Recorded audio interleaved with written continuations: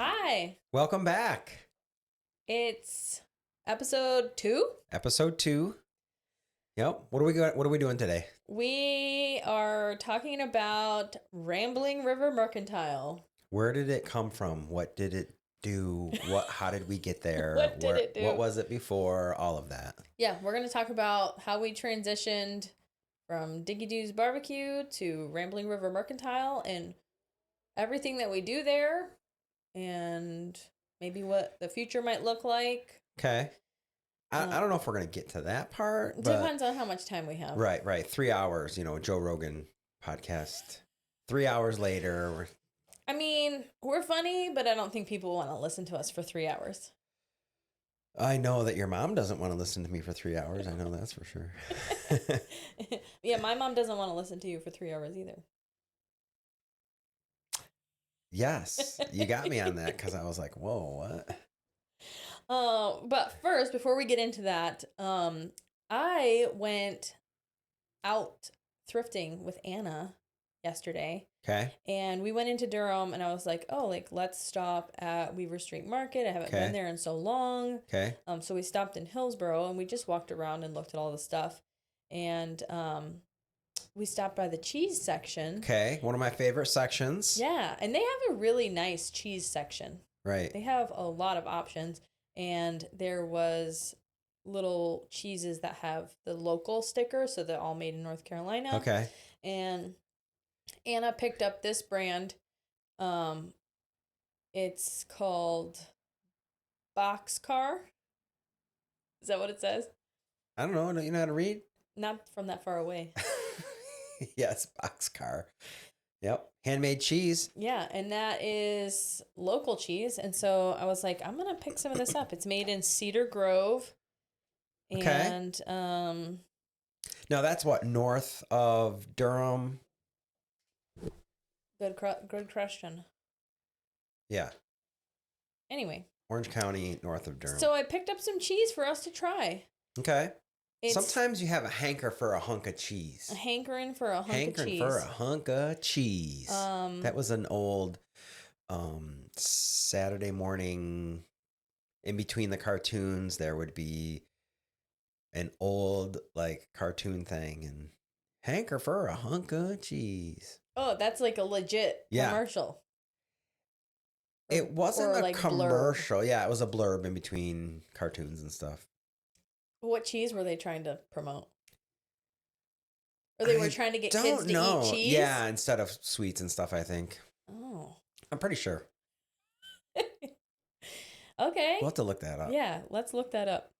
All right, so I got 2 kinds of cheese. One is called Rockets Robiola, which is in the Brie family. Is what the gentleman at the cheese counter said. These both look like they're in the Brie family. And then the other one, you have it over there if you want to read it. It's a Boxcarr. That's the brand. This is Doling.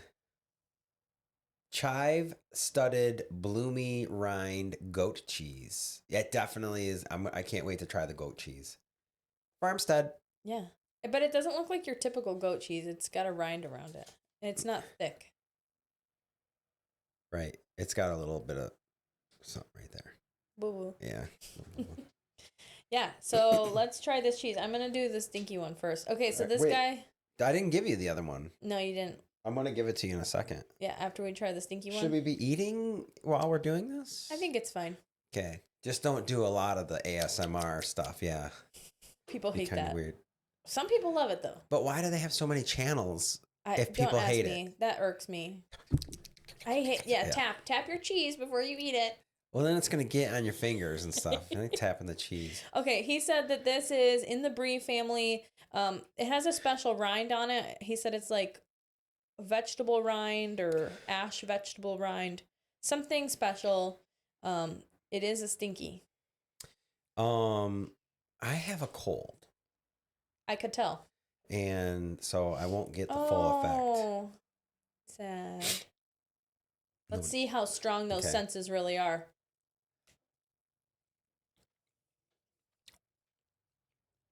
Oh, that's very good. Mm-hmm. Smooth. That is really good cheese. It's smooth. Mm-hmm.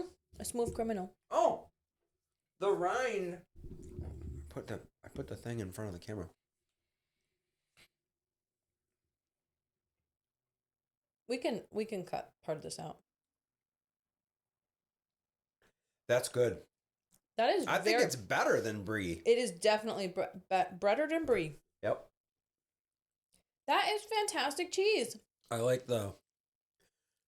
It's not the as aromatics tangy as brie. Yeah, after you swallow it, what's coated in your mouth that's a pleasant flavor. I would put that on a cracker or a bread or a pork rind. Did you watch that video I sent you last night? No. It was long. You sent me a video? Yeah, I sent you a video. It was like in another country and they were making Oh, you sent it through email. Yes, I did. Yeah, I didn't watch that. Yeah. They had put all this brie, all these different cheeses, and they had it in like... The racks. They had it melting. Oh. It was like, you know how McDonald's has those colored trays that you slide out, they have the sausage in there. Well, they put a bunch patties. of brie and stuff in there, and then they were having a bunch of French fries and burgers and stuff. It was in another country, but they were making like American type food, and they would take a rubber scraper and pull out this melted brie and like smush it onto the French fries and like onto the pilings of the toppings for the hamburger. It was awesome. It was like scoops melty, of cheese. Yeah, and they just pushed it on there and they put a burger on there and it had cheddar on there. Anyway, it reminds me of that when you said brie. So anyway, it's very good. It looked like it was awesome. My mouth was watering. It was like 10 o'clock, 11 o'clock at night, and I'm like, cheese. Yeah, I'm like, oh man, I want those French fries. They were making like I don't want to say poutine, but like they were making a French fry bowl with loaded fries. Yeah. Oh, you have with to brie, watch. Though that I can picture being done with like a really good hand cut French fry, like not a gross fast food fry. Right. You'll have to watch the video. It was different than American stuff. It was but it was really awesome. Anyway, the brie. So yeah, this Rockets Robiola. That's good. Yeah, that's delicious. That Do you want to try the other one? The one that's Yes. leaking all over? Leaky cheese. It's goat cheese. In fact, I don't even know if I can give it to you. I should have got a napkin. A napkin. A napkin. This rind is different too. Here you go. Okay. All right. Hopefully this isn't boring. Cheese number 2. This is the goat cheese with a rind. Yes. There's herb. It's leaking. It's leaking out. This one's definitely herby. This one is a stinky. This one is a more stinky. Oh boy. I love that. It's very strong. That is pungent. Mm-hmm. Woo! Yeah. Listen, I don't want to say this, but I'm going to say it. A little moldy. Absolutely. It's a little musty. Mm-hmm. It's a little bit like feet. A little? Well, actually, I don't really taste as much feet as it's musty and like a little bit moldy. No, it's like an old gym sock for me. I like it. I don't enjoy that one. I would still eat that. Well, you're gonna. It was expensive. I saw how expensive it was. Like $10 for that. I'm gonna eat it with pork rinds. It's local. I wish I had brought a napkin. What is wrong with us? That's what your pants are for. I'm gonna go behind. Not on the school clothes. I'm gonna go behind the back of the knee, right back there. Wipe it on your sock. Oh yeah, socks. The emergency toilet paper. Just in case. Have you ever had to actually do that? Oh no, I got good control. That is a very special cheese. I like the first one better. The first one definitely was I could see how it goes down smooth. Right. The second one was very aromatic and flavorful. but musty. And then it had that typical goat cheese. Yeah, there was kinda definitely tang on goat that. cheese flavor. I think I had so much of the rind though that it was Maybe. It's chive-studded, bloomy rind goat cheese. bloomy. I wonder what bloomy means. I think they meant to say moldy. Like I have moldiness coming out of my nose when I breathe out now. Cleared your senses a little bit. Yeah, it did Do actually. you remember that It's time that leaking you out. ate the cottage cheese that had been sitting in untouched in your fridge It was for a year. a year? It was a year. Still have that video. You do? Maybe Well, I mean, I think I put it I'll on share Facebook. it. You did? I think so. I shared it on Facebook. Yeah, it wasn't bad. Like it wasn't rotten or anything. It was just old. It had been sealed Yes. in your fridge. I didn't finish it because it was a 5-pound container. Yeah, you had ordered it from PFG or whatever. Right. Yeah. I ate it. It was okay. It had lost a little bit of its luster, obviously, after a year. That cottage cheese but flavor. it wasn't, I mean, I didn't get sick. It wasn't bad tasting. There is people who would not even touch cottage cheese if it was like a week out of date. I don't Subscribe to that? Nope, not at all. It's a myth. It is. The nose knows. Best by dates when are you a smell myth. it and it has stinky feet odor. Unless it's cheese and it's supposed to have stinky feet. Well, it was cottage cheese. True. What are you Different drinking kind of there? cheese. I am drinking the smoked coffee that I didn't try last time. I'm drinking another one. Oh. It's I looked up the information. It's Cairn Coffee Roasters. CAIRN. It is. Sounds like Gaelic. It sounds Gaelic. Did Sorry. you think I was going to say gay? No, I'm sorry. Gaelic? Gaelic. Sounds no. Gaelic. It sounds Gaelic. And I believe, I don't know if this is right. I should have looked it up. Where's our fact checker? I think Cairn is when you stack up the different rocks, and I think that's what that is. Oh. Okay. I don't know. But anyway, Cairn Coffee Roasters, they're very outdoorsy. All of their When you say names. outdoorsy, do you mean like crunchy? I think they're crunchy, but it's hiking.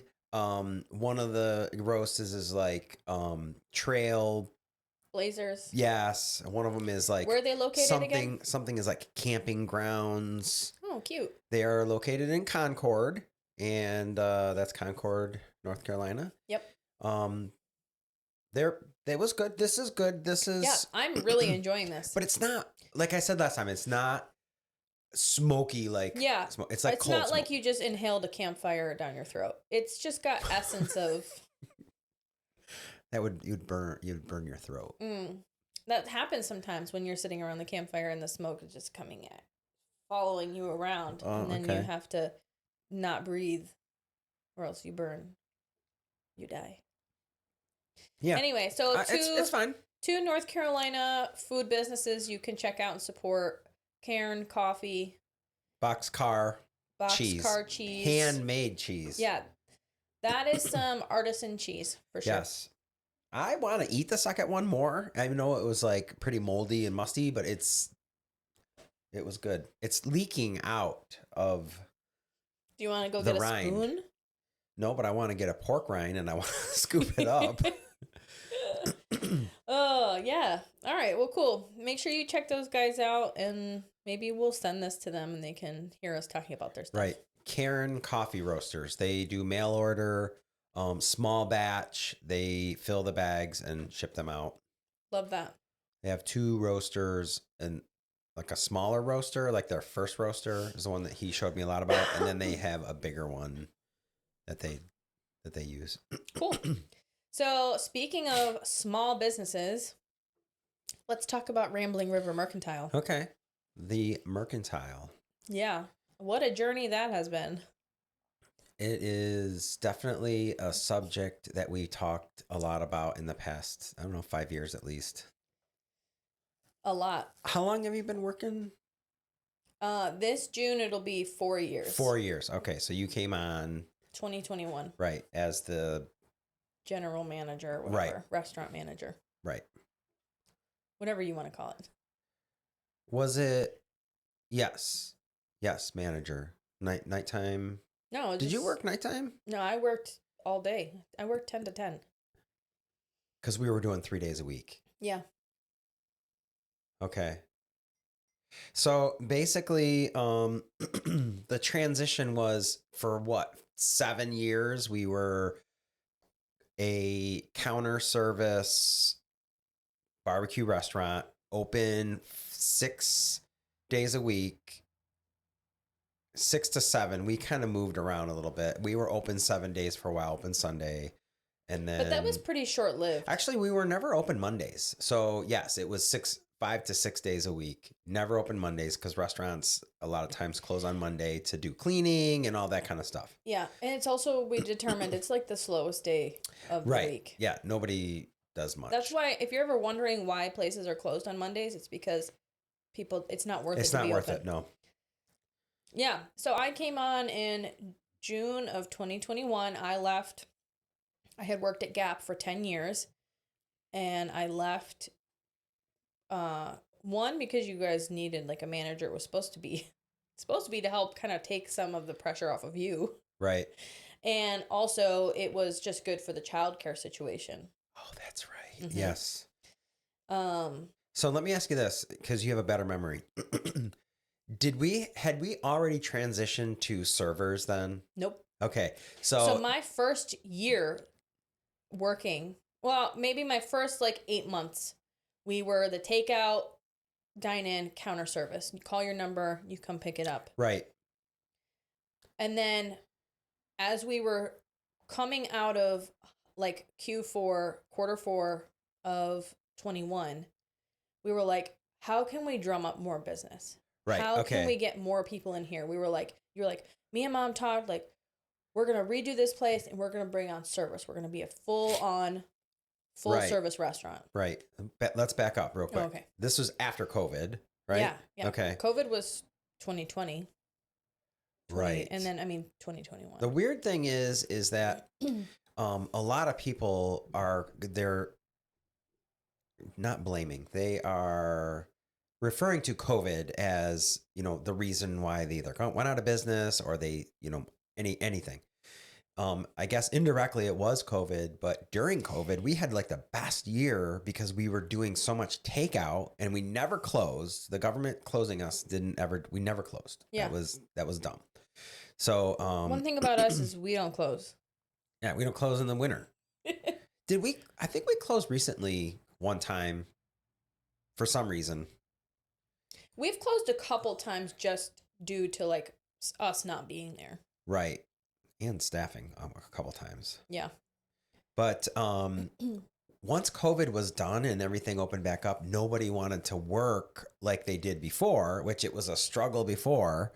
And then you just lose people and then you don't get new people looking for jobs. They had that whole season of time period where people were getting like unemployment and getting paychecks and they didn't have to work. Oh, that was really that difficult. was most of 2020, and then into 2021 they were still doing that. Right. That's why we went down to 3 days, remember? Mm-hmm.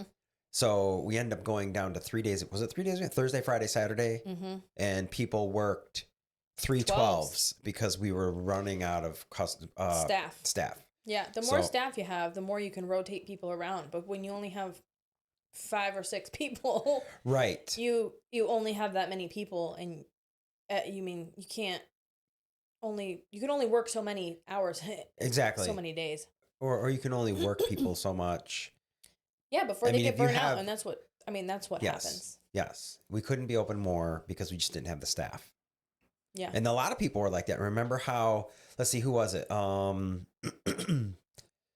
What's the custard place? Wits would put a sign up, closed because of staffing. Mm-hmm. Like they didn't have anybody to work, so they had to close that day because there was nobody there to open the store. Who else? There were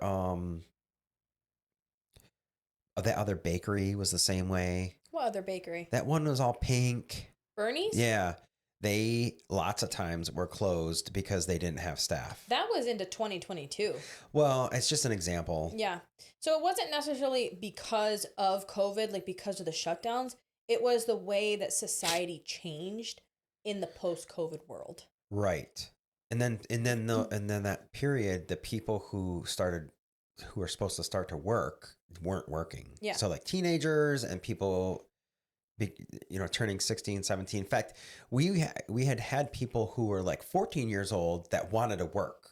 Yes. So we actually hired more 14-year-olds really young. to like, they could work 3 hours and we had to like plug them in. That was, that was a hard time. I'm all for, like we don't want to be working kids in the tapestry industry where their hands get cut off by the loom. Right. But also if a teenager wants to work and their parents want to let them work, you shouldn't be restricted to as like, much as the government restricts it's like 3 hours. It's dumb. It's dumb.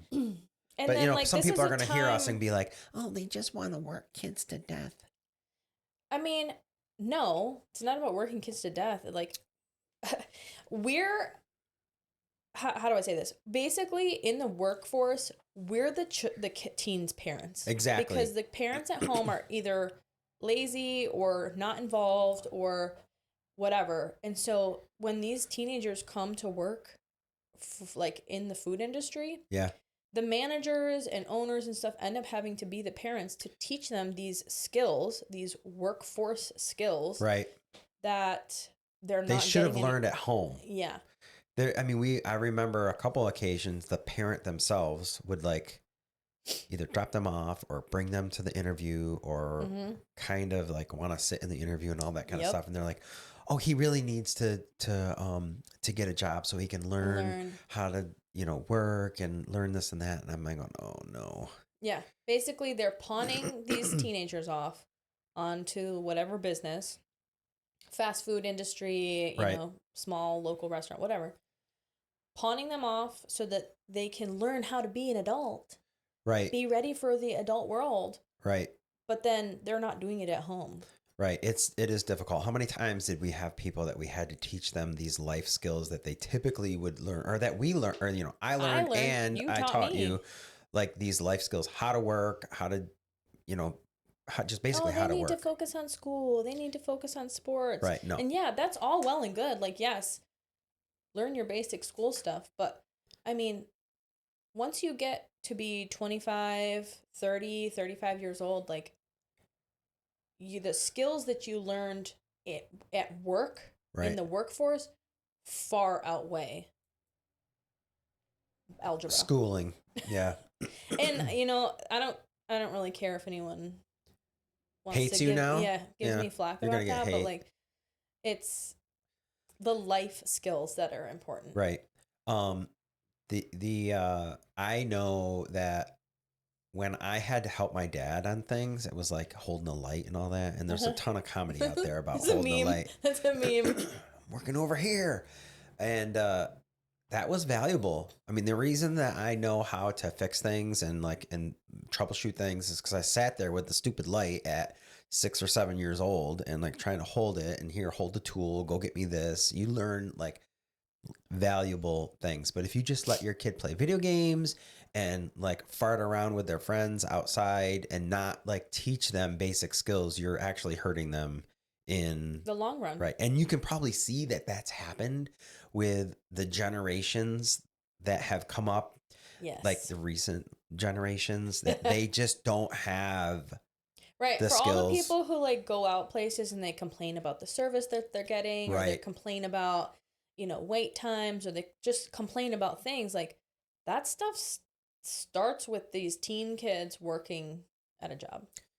And as a business owner, you kind of have to push through that. You have to be like, okay, we're going to have to teach this person basic like skills. And actually I feel like we were pretty good at that. Yes. We took a lot of people's, it was their first job and like they matured and they learned a lot and they went from washing dishes. I remember Mason when he was 14, Bill would be like, hey, what can my kid do here? He needs to get a job. And he was 14. He started dishes. Mm-hmm. He did dishes for like a year, and then went to working on the line and doing shoot. What was the position? It's been so long. Line assistant? Yeah, line assistant. Yeah. And calling out the numbers, making sure the order's ready, Mm-hmm. and then going to like meats, and then I would Mm-hmm. train them on meats, cutting brisket, cutting stuff, and then eventually going to like line captain.